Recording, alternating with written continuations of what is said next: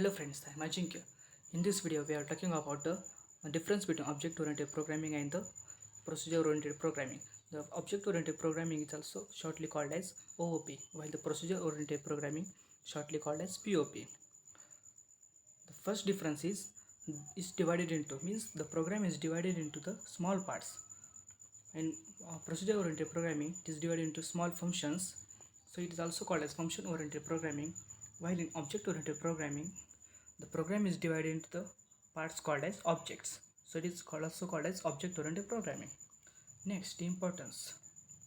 In procedure-oriented programming, the sequence or the process or the functions are important, and data is not so important here. But in object-oriented programming, data is very important rather than the functions or process. So it is mostly used in real-world projects or programs. Next is approach. The POP follows the top-bottom approach, while the object-oriented programming follows the bottom-up approach. Next is access specifiers. The procedure-oriented programming do not have any specific access specifiers, means the public, private, or protected like that. So data is not secure here. But in object-oriented programming, they have the access specifiers named called public, private, and protected. Using this, we can control the flow of data. Next is data moving. In POP, that is procedure-oriented programming, data can move freely from one function to another function in a system. Means the data can be accessed by the every function in a program. While in object-oriented programming, the data can move and communicate with each other through member functions only. Means here data is secure. Next, expansion. Expansions is also called as modifications. Means to add new data in function, POP it is not so easy. Means it is not easy to modify the function or add new data. But in object-oriented programming, it is easy to modify any data. We can add new data, we can remove data. Next is data access, means the accessing of data by the program. In most functions uses the global data for sharing that can be accessed freely from function to function. We know that global data means that can be accessed throughout the program by the every functions, means everyone can access it. But in object-oriented programming, data cannot move easily from function to function, can be kept public or private, so we can control the access of data.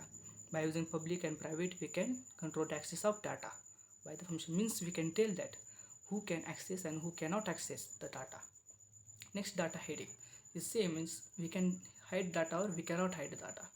POP does not have any proper way to hiding data, so it is less secure. Means it is not helps in hiding data. Means all the functions or the program can see it, and it is not so secure.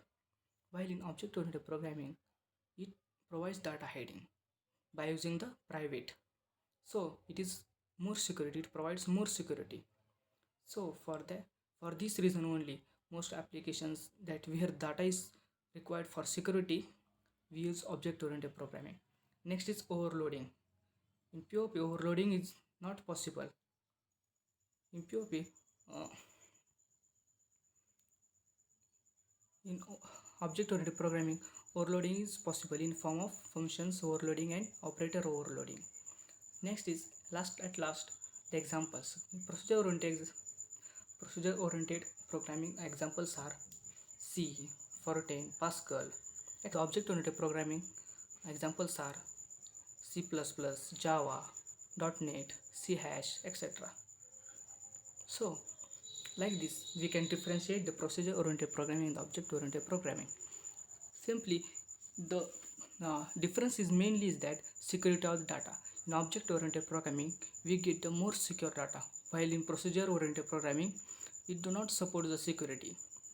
So, it is also called less secure, and object-oriented is more secure. So, here are the differences. If you like the video, then like it, share it, and subscribe our channel. At last, thanks for watching.